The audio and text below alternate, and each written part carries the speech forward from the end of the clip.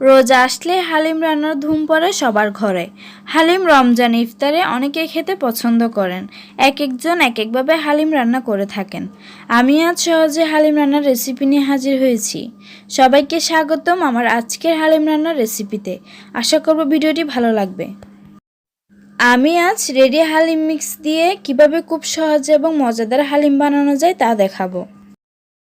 Halim mix প্যাকেটের ভিতরে দুটি প্যাকেট থাকে, একটি ডাল মিক্স এবং অন্যটি মশলা। আমি প্রথমে ডাল মিক্সগুলোতে 3 গ্লাস গরম পানি দিয়ে 15 মিনিটের জন্য রাখবো এবং অন্যদিকে মাংস আর মশলাগুলো তৈরি করে নিব। ঠান্ডা পানি দেওয়া যাবে না, তাহলে ডাল মিক্স জমাট বেঁধে যাবে। আমি একটা হাঁড়িতে তেল দিয়ে দিয়েছি। তেল গরম হলেই পেঁয়াজ কুচি দিয়ে ভালো করে নেড়ে নেড়ে বেরেস্তা তৈরি করে নিব।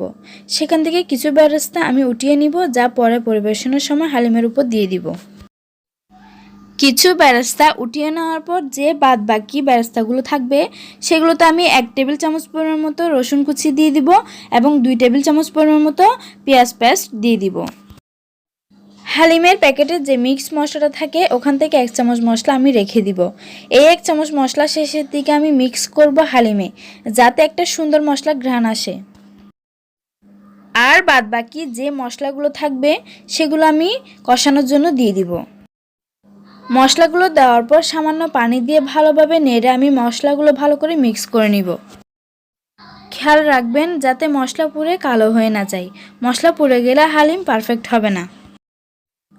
এখন আমি পরিমাণ মতো লবণ মিক্স করব। আমি এখানে 2 টেবিল চামচ পরিমাণ মতো লবণ দিয়েছি, আপনারা আপনাদের স্বাদ অনুযায়ী দিয়ে দিবেন। আরও দিয়েছি 1/2 চামচ হলুদের গুঁড়ো, 1/2 চামচ মশলার গুঁড়ো এবং 1/2 চামচ মরিচের গুঁড়ো। তারপর পানি দিয়ে ভালো করে মিক্স করে নিব। এভাবে মশলাগুলো ভালো করে কয়েক মিনিট কষানোর পর আমি পরিষ্কার করে রাখা মুরগির মাংস নিয়েছি 500 গ্রাম, ওগুলো দিয়ে দিব এবং ভালো করে মিক্স করে নিব, যাতে মরিচ মশলাগুলো মুরগির মাংসের ভিতরে ভালো করে ঢুকে। আপনারা চাইলে গরুর মাংস অথবা খাসির মাংস দিয়ে হালিম তৈরি করতে পারবেন।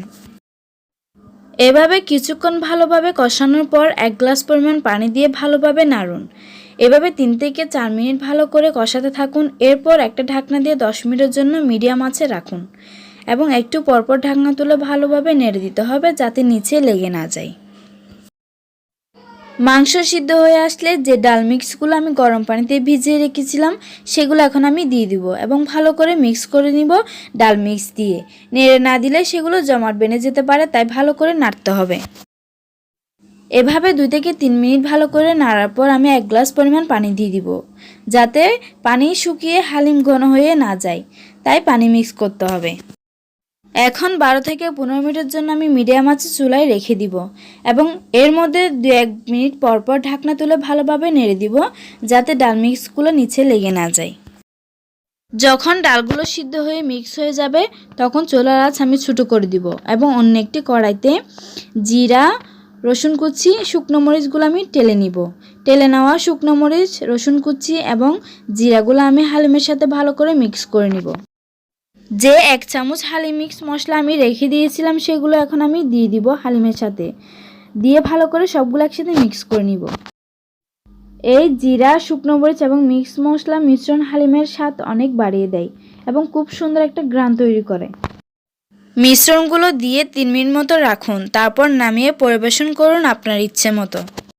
আশা করব আমার আজকের রেডি হালিম মিক্স রেসিপিটি আপনাদের সবার ভালো লেগেছে।